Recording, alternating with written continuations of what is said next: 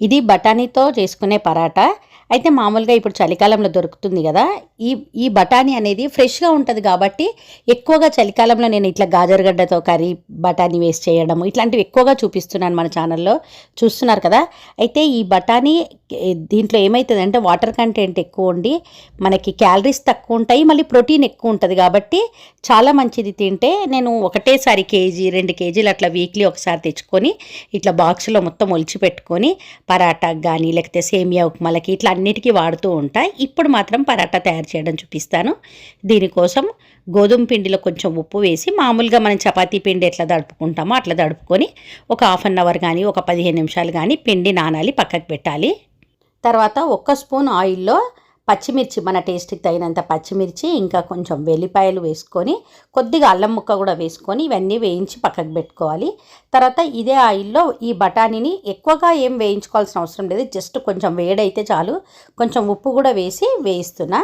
తర్వాత మిక్సీ జార్లోకి ఈ అల్లము, వెల్లిపాయలు, పచ్చిమిర్చి ఇంకా ఈ బఠానీ కూడా వేసి గ్రైండ్ చేసుకోవాలి. మరీ మెత్తగా గ్రైండ్ చేయొద్దు, కచ్చపచ్చగా గ్రైండ్ చేయాలి.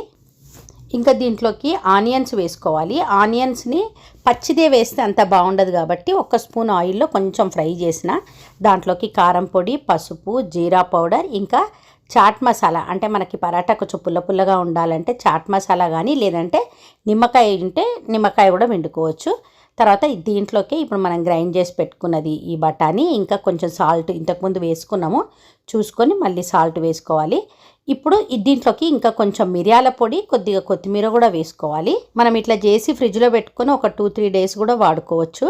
ఇంకా తర్వాత మనం ఎంత సైజ్ అయితే చేయాలనుకుంటున్నామో అంత ఉల్లెలు చేసి పెట్టుకొని పిండితో ఇక్కడ వీడియోలో చూపిస్తున్న విధంగా స్టఫ్ చేసుకోవాలి. తర్వాత దీన్ని ఇట్లా వీడియోలో చూపిస్తున్నట్టుగా ఇట్లా ఫోల్డ్ చేసుకోవాలి.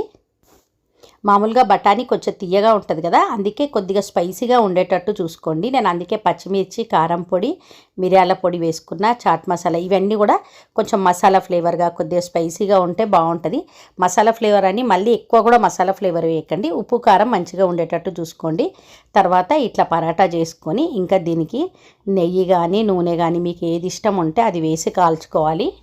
నేనైతే ఈ బఠానీతో ఎక్కువగా కర్రీస్ చేస్తూ ఉంటాను. ఇంకా మేతి మటర్ కర్రీ ఉంది మన దాంట్లో, ఇంకా గాజరగడ్డలో వేస్ట్ చేయడము, ఇంకా మనకి ఈ బఠానీని పిల్లలకి స్కూల్కి స్నాక్స్ లాగా ఇస్తే కూడా బాగుంటుంది. మీరు ఇంకేమేమి చేస్తారు ఈ బఠానీతో మాకు కామెంట్ చేయండి.